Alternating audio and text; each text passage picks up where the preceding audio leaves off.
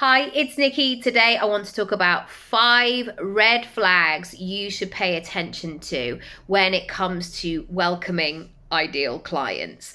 This is not a negative video. This is not to scare you, but instead to empower you, to encourage you just to really hold your own here and work with the people that you want to work with. And in doing that, you will get a better result and your business will grow and you'll be everything you want to be. Everybody wins. Everybody wins. Okay, number one. I mean, this is a pre-number one, really. Your body's going to tell you so much. And so I want you to pay attention to that. If something feels a bit off, if something, like I remember in the beginning that thing, and I don't really work with a lot of men, but sometimes it would be just like, we should really go and have a glass of wine and like do this over wine for the discovery call.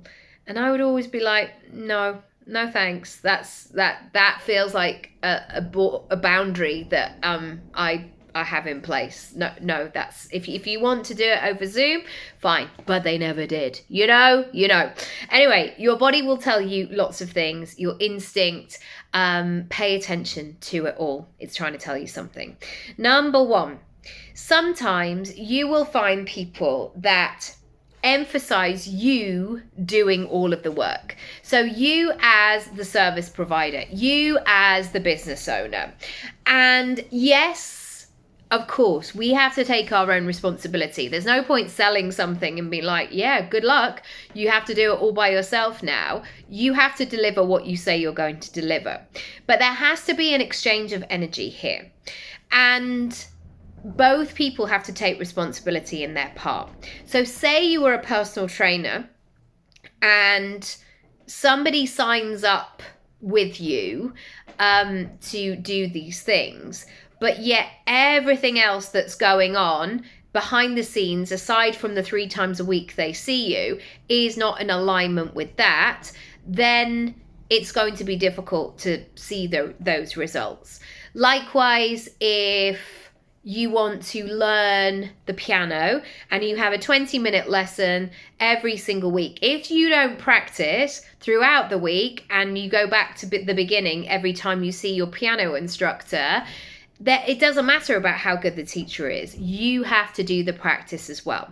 And what sometimes is the expectation is that the service provider, the person who knows the things, is going to do all the work. And so you want to attract those clients who are ready and they are going to take responsibility for their own progression. Number 2, you feel like you have to convince them. This is a really weird thing. And sometimes people do it as a little mind game thing. Like, come on then, sell me your services. Tell me why I should work with you. And always I reframe it and I ask more questions, because I am not here to convince. And I mean, if I was a therapist, for example, it would be wrong and ethically incorrect for me to go, well, I really think you need therapy because I'm seeing a lot of weird behaviors right now. I'm seeing a lot of, it feels wrong even saying it. I'm seeing a lot of trauma manifesting into unsightly. No, I would not do that. And so what you need to do is to stay in that place where you're being open and transparent about what you offer, but not going into convincing mode. The client, the customer, has to have full agency of their decision whether or not they move forward. And you don't ever want to convince somebody and just be a great salesperson for them not to be the ideal client.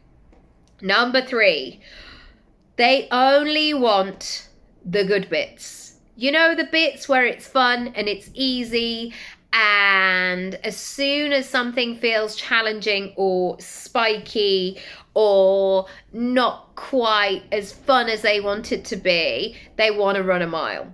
Well, the thing is, most progress, most things that require like a great result, it requires time, focus, energy.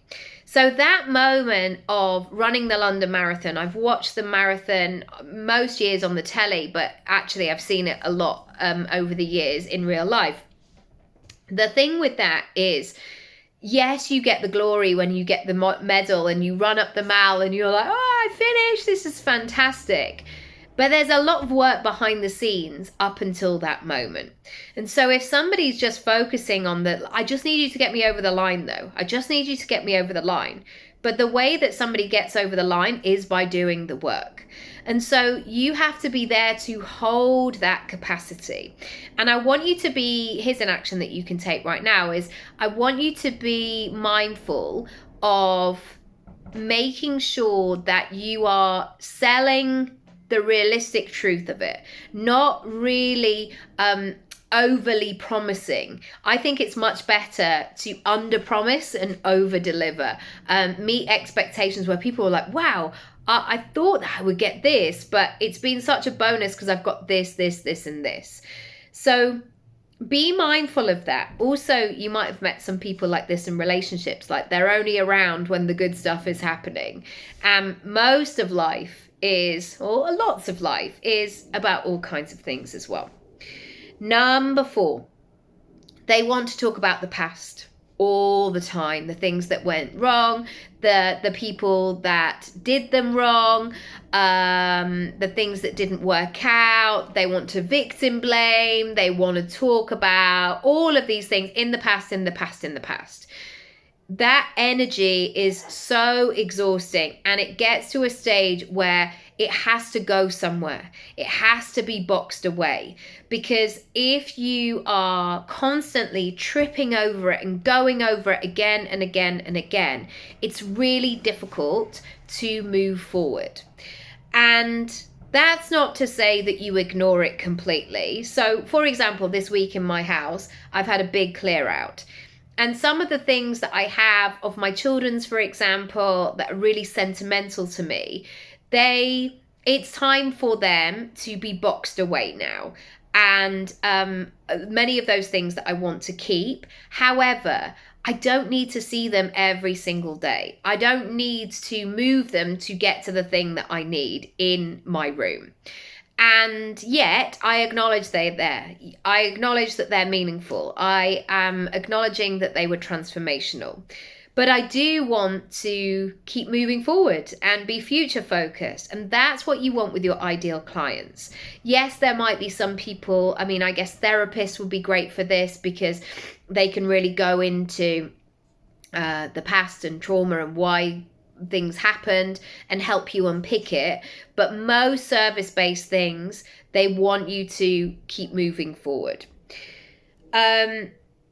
Finally, they want to tell you all the reasons why not. They want to give you all their excuses, and every time you meet them, they're going to come up with something brand new. I didn't do this, I was going to do this, I couldn't do this. All of that really limiting feeling.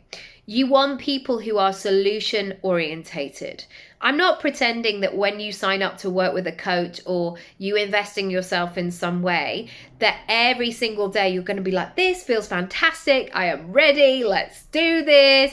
It's just not the case. It will stretch you and push you and guide you and hold space for you in all sorts of different ways. But you have to be willing to play a optimistic game.